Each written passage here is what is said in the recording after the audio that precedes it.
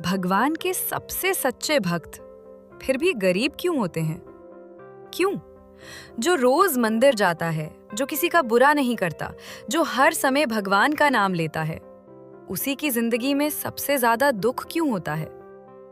क्या भगवान अपने ही भक्तों को इग्नोर कर देते हैं? या फिर इस पूरी कहानी के पीछे कोई ऐसी सच्चाई है जिसे समझना हर किसी के बस की बात नहीं?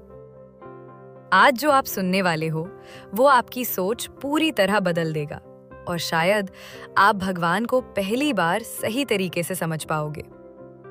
हम बचपन से क्या सुनते आए हैं? भगवान अच्छे लोगों के साथ अच्छा करते हैं। लेकिन जब हम रियलिटी देखते हैं, अच्छे लोग स्ट्रगल करते हैं, सच्चे लोग दर्द झेलते हैं और कई बार वो ही सबसे ज्यादा गरीब होते हैं। तो दिमाग में एक कॉन्फ्लिक्ट आता है, क्या भगवान सच में न्याय करते हैं? यही सवाल एक दिन माता पार्वती के मन में भी आया। एक दिन माता पार्वती ने भगवान शिव से कहा, प्रभु, मैं देख रही हूं कि आपके कई भक्त बहुत गरीब हैं। उनके पास खाने तक के लिए नहीं है। क्या आपको उनकी हालत देखकर दुख नहीं होता? भगवान शिव शांत थे। उन्होंने सिर्फ एक हल्की सी मुस्कान दी और बोले, पार्वती, जो तुम देख रहे हो वो पूरी सच्चाई नहीं है। अगर तुम सच्चाई जानना चाहते हो तो खुद जाकर देख लो। पार्वती जी ने सोचा, आज मैं खुद देखूंगी। उन्होंने एक गरीब भिखारिन का रूप लिया। फटे कपड़े, थका हुआ शरीर, कमजोर आवाज और निकल पड़ी एक सच्चे भक्त की परीक्षा लेने। वो एक छोटे से घर के बाहर पहुंची। अंदर एक आदमी बैठा था, सादा कपड़े, चेहरे पर थकान, लेकिन आंखों में शांति।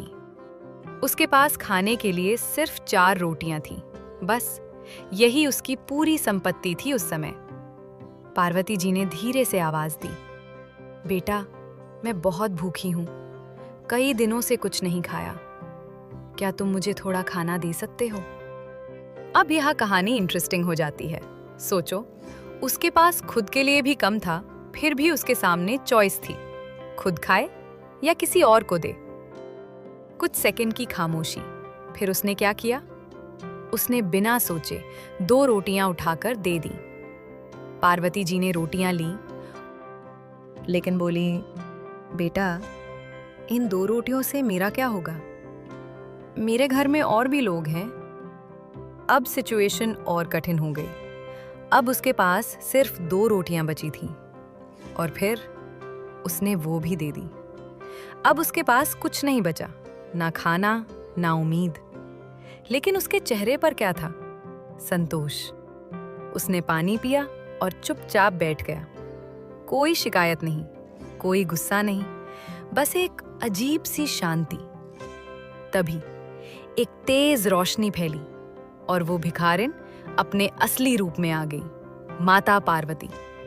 भक्त चौंक गया और तुरंत उनके चरणों में गिर गया। पार्वती जी बोली, मैं तुमसे बहुत प्रसन्न हूं, मांगो, क्या चाहते हो? अब यही मोमेंट सबसे इंपॉर्टेंट है। यहां पूरी कहानी का मतलब छुपा है। भक्त ने कहा, माता, मुझे कुछ नहीं चाहिए, बस मुझे ऐसा वरदान दीजिए कि मैं हर परिस्थिति में संतुष्ट रह सकूं। यहीं पर सच्चाई सामने आती है। भगवान शिव प्रकट होते हैं और कहते हैं, मेरे भक्त इसलिए गरीब नहीं होते क्योंकि उनके पास कुछ नहीं है, बल्कि इसलिए क्योंकि उन्हें और कुछ चाहिए ही नहीं। आज के बाद अगर आपको लगे कि भगवान मेरी सुन नहीं रहे, तो एक बार सोचिए, शायद वो आपको कुछ ऐसा दे रहे हैं जो पैसे से भी ज्यादा कीमती है, संतोष, शांति और सच्ची खुशी। अगर ये कहानी आपके दिल को छू गई है तो अभी कमेंट में लिखो, सच्चा धन बराबर शांति। और सच बताना, क्या आप भी अब ये मानते हो कि असली खुशी पैसे में नहीं, मन की शांति में है? ऐसी ही दिल छू लेने वाली और सोच बदल देने वाली कहानियों के लिए अभी सब्सक्राइब करो, क्योंकि अगली कहानी शायद आपकी जिंदगी बदल दे।